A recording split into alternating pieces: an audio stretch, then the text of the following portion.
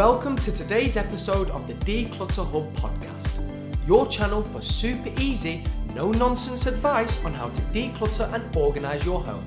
Please welcome your hosts, professional organisers Ingrid Jansen and Lesley Spellman. Hello and welcome listeners to episode 62 of the Declutter Hub podcast. I'm Lesley. If you have clutter and want to sort it out, this is the show for you. Along with Ingrid, we are the Declutter Hub. We know just how overwhelming decluttering can be, so we are here to help with our podcast, checklists and guest blogs. We also have an exclusive members area where we guide our members step by step on how to declutter every area of their home. We're there every step of the way with courses, live Q&As and community chat. Take a look on members.declutterhub.com. In today's episode, I am very excited to be talking to Claire Birnie. Claire is the owner and head organiser at the Tidy Life Project, an Edinburgh-based professional organising, decluttering and minimalism coaching company.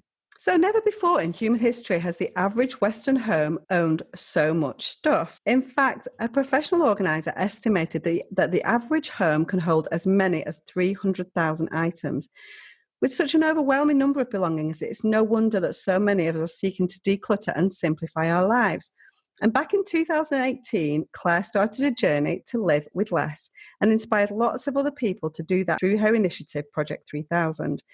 Participants came from all over the world and it was a huge success. So a huge welcome to Claire. Thanks for joining us on the podcast today. Thanks for having me, Lesley. It's lovely to be here. And I'm really, really interested. It's decluttering and then organising, presumably then, but mainly focused on decluttering. And it's quite a different idea. And so I'm interested in why you started to do it and the basic premise behind it, Claire.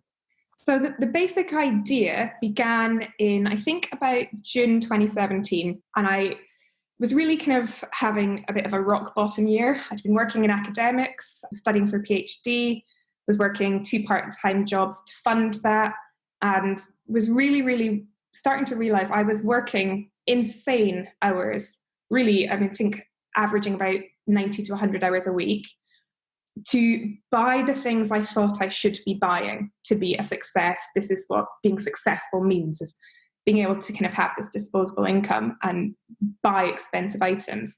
And the real crunch point that I reached was I'd gone on my lunch break to Joe Malone and bought a £120 candle. And I got home with it later that day and I was looking at it and looking at it and looking at it and thinking, what have I done? I'm working myself to the bone, making myself really pretty unhappy so that I can buy things that aren't making me happy. And that kind of seed in my brain was mulling away for about a year when I decided, the thing that I need to do, work less or work differently and have less stuff. The stuff that I've been thinking is going to get me the happiness that we all want is the stuff that's actually making me pretty unhappy. And so I decided to start looking into decluttering, start looking into minimalism, just long before I'd started my business. And I didn't know at that point that professional organising was a thing. And started coming across people who were doing this, making radical life changes, decluttering their lives significantly and saying they were far happier for it. So I decided that at the start of 2018, I was going to commit for my New Year's resolution to getting rid of 3,000 things from my home. The 3,000 comes from the 300,000 estimate, which I'm not sure if that's accurate at all, but that was the idea behind it. 3,000 things was 1%.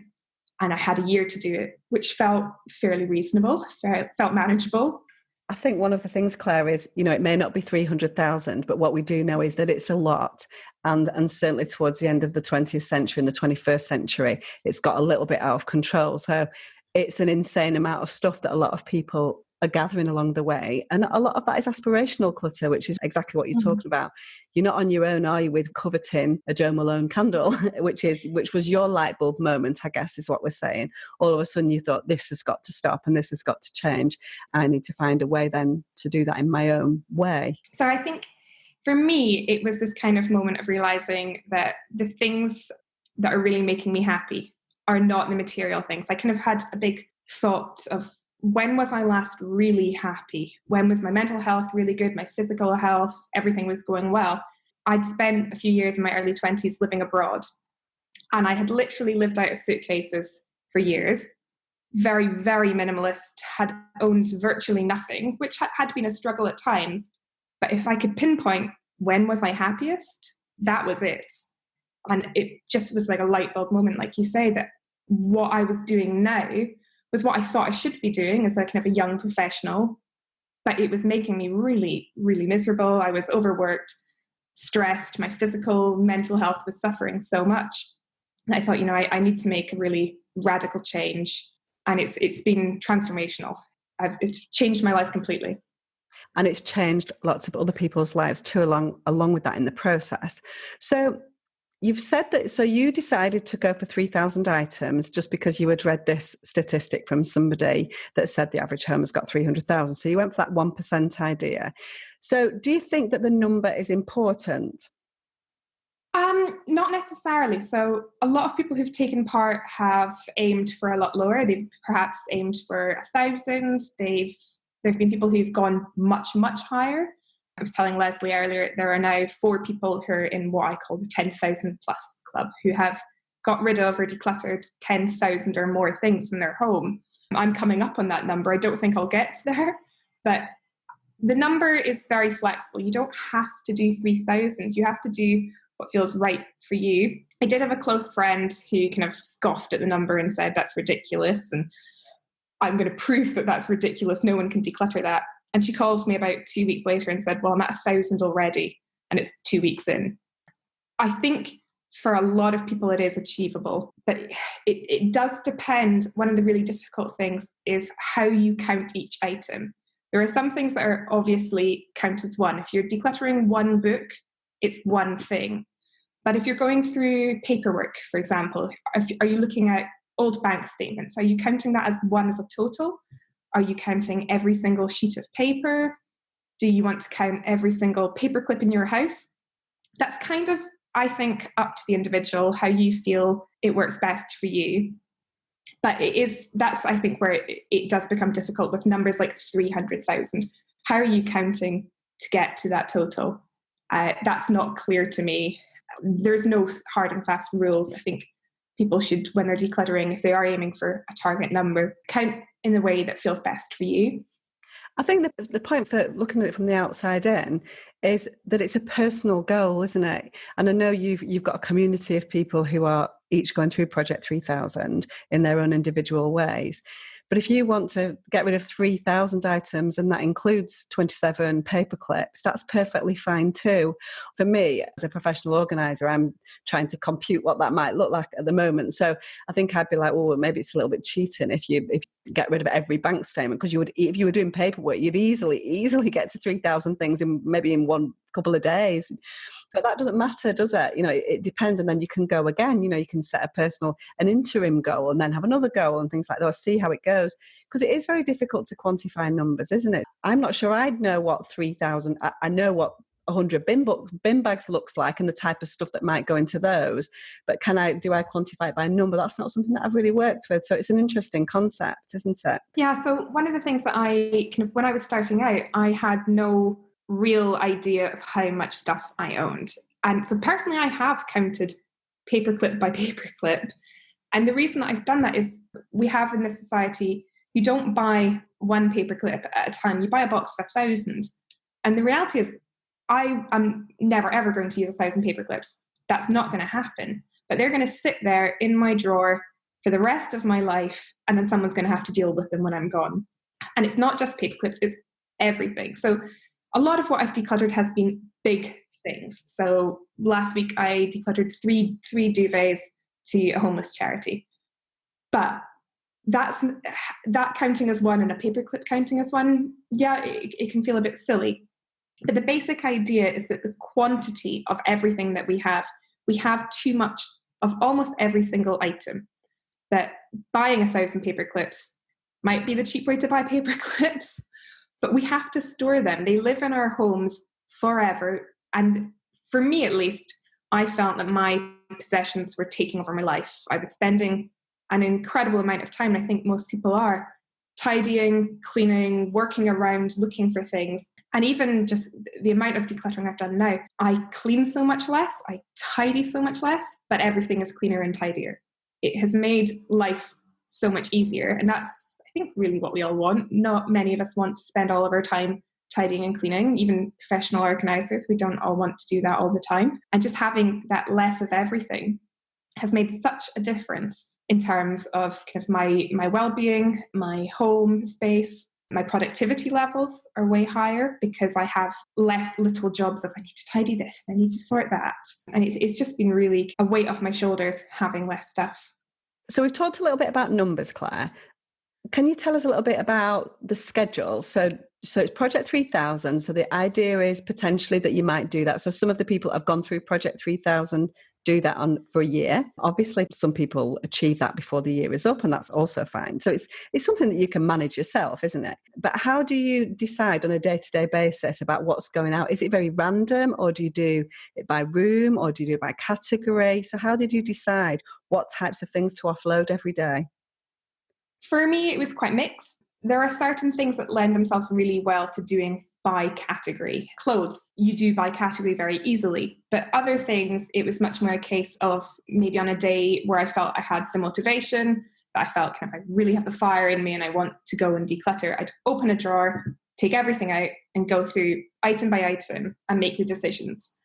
That being said, even I did this over a year. I redid every single thing at least twice. I think probably on average I was doing 4 or 5 over the course of the year, because I was finding the more and more I let go, the easier it is to let more go, the clearer my decision processes are becoming, the decision of kind of what to keep, what not to keep is becoming easier and easier. And the more I'm seeing the difference, feeling the difference, the more I became convinced, yeah, this is the right thing. And I could much more clearly ask myself, is this the right decision? If you don't feel it's the right decision at the time, if you're unsure, it's totally fine to keep something and then go back to it. That's the key, I think, is going back and keeping going through. And I'll be doing this for the rest of my life. I'm not done by any stretch of the imagination now. Things I kind of at the start was very adamant I would never let a book go, ever. That's my big weakness, is books. And within, I think about 2 months, I had let go 100 books, which would have been unthinkable at the start. I have now, rather embarrassingly, I think the total count is close to 1,000 books, which is more books than I will read in a lifetime. But that was such an emotional trigger point for me at the start that I knew touching it straight away was not going to happen. But as it goes on, that category, books again are like clothes, an easy category to do at once. I think it's not a once and done thing, decluttering. You can go back, look again, think to yourself again, right, can I go further this time? Am I going to change my mind? And it's changed my habits on ownership massively. So I no longer kind of finish a book and then put it back on my shelf. Unless it's a book that I think a top 10, I love it so much, I'm going to read it again and again. It goes straight into the donation pile, or I think my friend would love it, my sister would love it, but it goes. And that's something I didn't think I would do at all. So the unexpected consequence for me has been that it has changed my patterns, my habits of ownership. I used to be someone who loved shopping. I was probably quite addicted to it. And the first time after starting Project 3000 that I needed to go shopping for a dress for a friend's wedding, I went to kind of all the high street stores and I hated it.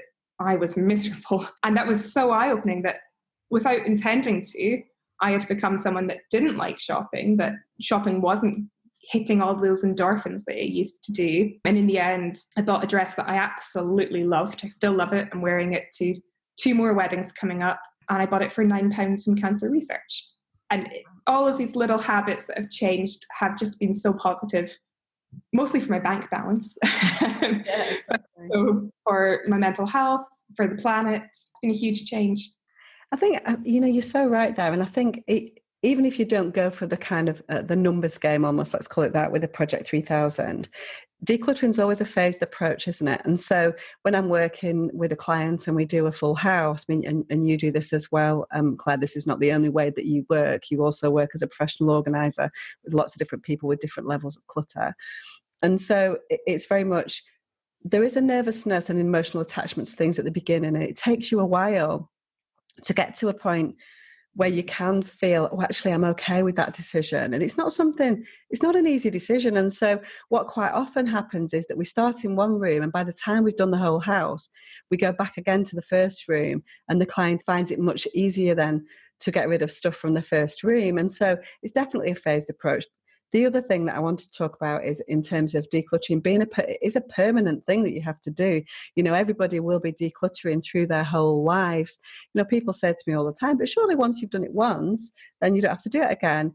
That's not the case, because we buy things. Some of us buy more than others. So I still like to shop. I don't do it a lot, but I will go out and I will buy clothes, but I will make sure that it's replacing something that I no longer want. It's a really interesting thing from that perspective, that it is very much a phased approach. Just jumping back to the sort of numbers again. So did you find then that there were some days where you'd get rid of 100 things and some days where you might get rid of only one thing? Yeah, so some categories were, even from the beginning, super easy. And one of the things that I included in my own decluttering that other people might not was digital decluttering. And I find that really easy. So one of the first things I did was I went through the contacts list on my phone. And there were people who I hadn't spoken to in 5+ years. And I thought, no, never going to speak to you again. I worked with you a decade ago. It's not going to happen. There were people who I didn't remember who they were. And some people might kind of think of digital decluttering a little bit as a cheat, but I think it's a growing problem that we are storing so much digital information. And some people see it as kind of pretty harmless, but the reality is the energy used to store this digital information is vast. We see it as a no problem issue, but the reality is the environmental impact of the amount of digital information. If you're storing 20,000 photos, you do not need that many selfies. You do not need that many landscape shots from that holiday. I think we're all guilty of that in this day and age. You know, you go on holiday with your smartphone, you come back with 1,000 photos. It's one of the earliest digital decluttering things that I shared. People got a good laugh out of. I'd been on a 3-week holiday in France, and I went through the photos coming back, and there was about 150 photos of my feet or accidental selfies whilst I was trying to take videos. So it's photos of me squinting, photos of me walking along, photos of the inside of my bag.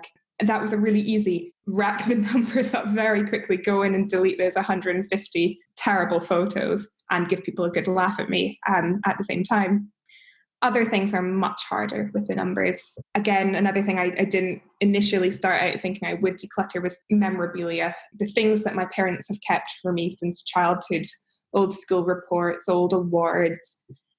And that has changed. They are now all gone. The only memorabilia kind of that I have are my 2 degrees, and nothing else has stayed, because at the end of the day, I know I can swim 10 meters. I don't need the piece of paperwork from when I was 5 saying I can swim 10 meters. But that is not something I would kind of encourage people to kind of feel bad about. If they want to keep that for themselves or for their children now, don't feel bad about it. That's completely reasonable. But in the future, go back and think about it later. Think about the kind of the legacy of the quantity and the quality of what you're keeping. Absolutely, I'm a nostalgic person. I keep important things.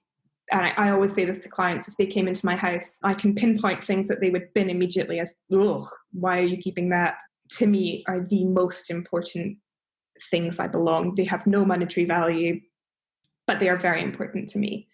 So don't kind of feel compelled that you need to hit the numbers by doing, I need to get rid of all of my childhood memorabilia, or I need to do this. It's about finding really what's right for you, not kind of relying on people's assumptions that you're cold-hearted if you don't keep every single drawing your child's ever done, because let's be frank, children produce an incredible amount of terrible artwork. Don't tell my godchildren I told you that, but I have not kept everything they have ever produced, but I used to. So it's just about gradually changing those behaviors. You're not going to do it, well, perhaps you will do it all at once, and that's brilliant. But for most people, it is a much more gradual mindset shift. So Claire, it sounds like a really brilliant initiative. And I think it's proven that people have really got on board and they've achieved Project 3000 and then some. So what are the 3 main things then that make it so successful? So I can talk a little bit from my experience, why it worked for me, and then I can talk about why it's worked for other people. I think the flexibility of having a year to do it in, but at the same time, that kind of rigidity of it's a year, you've got a year to do it. You could do it daily, but the reality is most of us come home from work sometimes, or we've had an argument with a friend or a partner, and we're just not in the mood to think, right, I'm going to declutter. Or if you're having just a bad week, if you've had a bereavement, that's not the time to go through family photos and try and declutter them. I think that flexibility of having a year to do it in has worked for a lot of people, that they can do it when they feel motivated. So there were days where I would quite easily get rid of 100 plus items. And then there were other days where weeks even, where nothing would go. I'm still doing Project 3000. I'm actually on my second round, and I have not decluttered anything in about a month and a half because I've been moving home. That's been my focus. I am about to start back up. But that kind of having that flexibility where you do it when you have the time, where you have the energy, has been really beneficial. And the second thing, I think, having that target goal. We were talking earlier, Lesley, about one of the people that has absolutely smashed it. I think she's done 3 rounds now. She's a competitive marathon runner. For her, at least, having that goal to beat and then go even further and wanting to do better and better, that really helped her. That won't help everyone, but for her, that was a really driving focus. I think that the third thing that's helped, I think, the most people, they start out, it's quite hard. It gets easier and easier. And the reason it gets easier and easier is you're starting to have these thought processes in your mind about ownership patterns. You start to realize how much you have. You're starting, really, I think, for most people, for the first time, to engage seriously in your patterns of ownership, your habits, your behaviors, what emotions you're having with the things you own. It's something that most of us give very, very little thought, if any, to. We just consume. That is the culture we live in. But I think there's growing concerns about environmentalism, about people wanting to use less plastic, people being aware that fast fashion is incredibly damaging for our world. And I think doing something like Project 2000, it changed everything for me. I thought I was quite an environmentally friendly person because I recycled. And then being kind of forced to come into contact and really seriously think about what I own, what I buy, and how I buy it, and realizing that's not true. I've kind of been fooling myself that, well, I'm vegetarian and I do my recycling and I don't drive, so I must be really environmentally friendly. But I buy a lot of stuff that is destined eventually for landfill. I think that's probably, for me, the thing that I find the most powerful, the amount of people that have got in touch and said that it's changed their patterns on things, the disposable nature of things. There's a quote that I can never remember who it's by. There's no such place as gone, or there's no such place as away. Right. Every time you throw something away, or even donate it to a charity shop, it's not gone, it still exists. And if you're just buying to replace, so that's, again, something people ask a lot about the rules of Project 3000. I say there aren't really any rules. But one of the things I would emphasize is you're not getting rid of 3,000 things to make room for 3,000 new shiny things. That's not the purpose. So it's much, I think for me, it's switched me and a lot of people on to thinking much more seriously, making much more conscious consumer choices. I still buy things. I still buy things from high street shops. Of course I do. I'm not this perfect kind of zero waste, eco-friendly person, but I make much more considered choices now. One thing that you said that really resonated with me, Claire, is the journey that people go on and the learning that they do about their own behaviours. And I think whether that's a standard, if there is such a thing as a standard decluttering process, or if it's a decluttering process that involves a very specific goal, then let's call it that, is learning why they're doing things, and that kind of light bulb moments of, oh, right, that's why I do that. And that's, and I need to stop that. And recognising your own behaviours and the things that you're doing that are sabotaging things for you. And so I think that's been one of the nicest things about having the members area, is all these little light bulb moments that we as professional organisers work through on an individual basis with our clients, because we see patterns of behaviour all the time that are prevalent with lots and lots of different people. But it's just always really interesting to see people working that out for themselves, which is fantastic. And obviously that's the case with Project 3000 as well. So I mean, I absolutely love the idea. It sounds fantastic. I just wanted to know then, so you talked about the fact that you're on round 2 at the moment. So in 2019, you're going through round 2. So that's your second 3,000 items, presumably. So is this something that you feel as if you can continue for life? There's definitely not, once I finish this 3,000, there's definitely not another 3,000 to go in 2020. My shopping habits have changed. My consumption habits have changed so much that this isn't going to be kind of an annual thing where I let go of 3,000 items each year. I don't own that much anymore. But yeah, absolutely, decluttering is going to be a part of my life forever. I think anyone who says otherwise is deluding themselves. You know, we're all going to have socks that grow holes, and no matter how much you darn them, which is one of my kind of New Year's resolutions, that I'm going to learn how to darn my socks. No matter how much you darn them, they eventually will wear out. Human reality is that we do consume products. We're not going to stop doing that.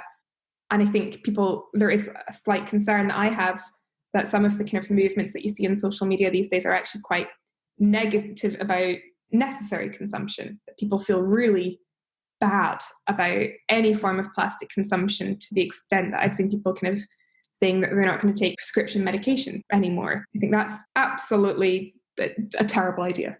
We all have to be accepting of the fact some levels of consumption are inevitable to human existence and to human well-being, but we have to balance that with environmental goals, with our own happiness, with our own financial well-being. It's not going to be something that you declutter once and you're done, like you said earlier, Lesley.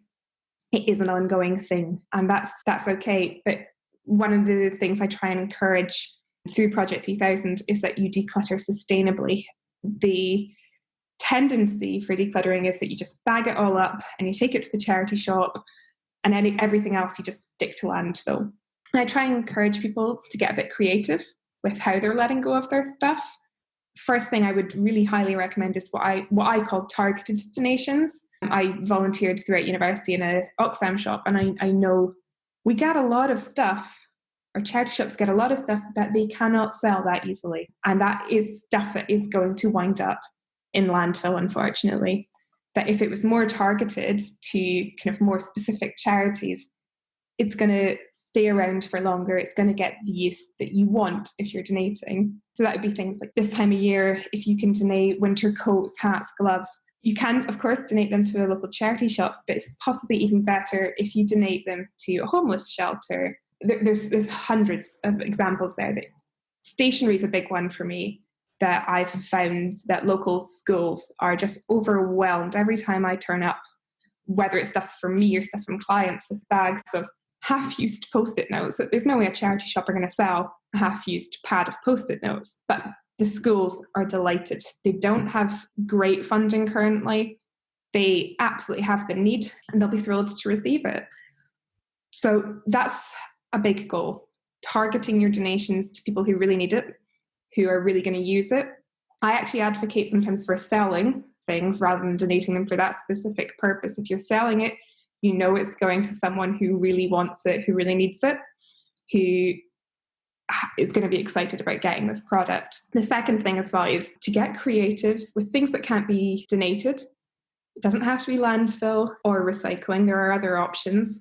My favourite thing that I let go in the first round was a straw hat that was just beyond salvaging. It's beaten out of shape, and it went into my parents' compost bin and is now nurturing their apple trees.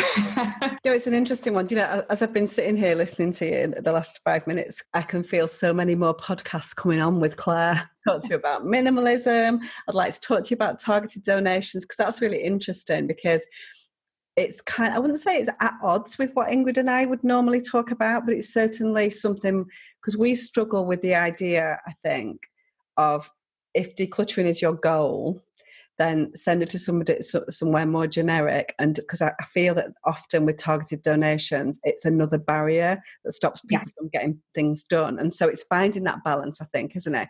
But I think that's a topic for a whole nother podcast. I was like, ooh, now we can get into the nitty-gritty of chatting about that.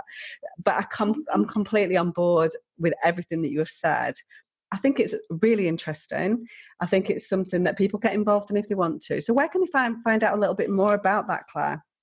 So you can find me on Instagram at the Tidy Life Project. My blog will be launching on thetidylifeproject.com on January 1st. And there will be a Facebook community page launching on January 1st as well. So we're going to put all of Claire's details in the show notes for this podcast as well. So thanks so much for taking the time to listen today. If you've enjoyed this podcast, please leave it a review and tell us what you think about the show. If you'd like to get more tips and advice, please follow us on social media. You can find us on Instagram, Twitter and Facebook as Declutter Hub. We've also got a lively, supportive Facebook group where we chat all things clutter. Just search for the Declutter Hub community. We'd love to see you there. Also, don't forget to take a look at members.declutterhub.com to find out more about our lovely membership. If you don't want to miss the next weekly episode, please subscribe to the Declutter Hub podcast on Apple Podcasts, Spotify, Stitcher and iHeartRadio, and it will pop into your notifications each Friday. See you next time. Thanks for listening to this week's episode of the Declutter Hub podcast. Check out declutterhub.com for more inspiration and don't forget to tune in next week.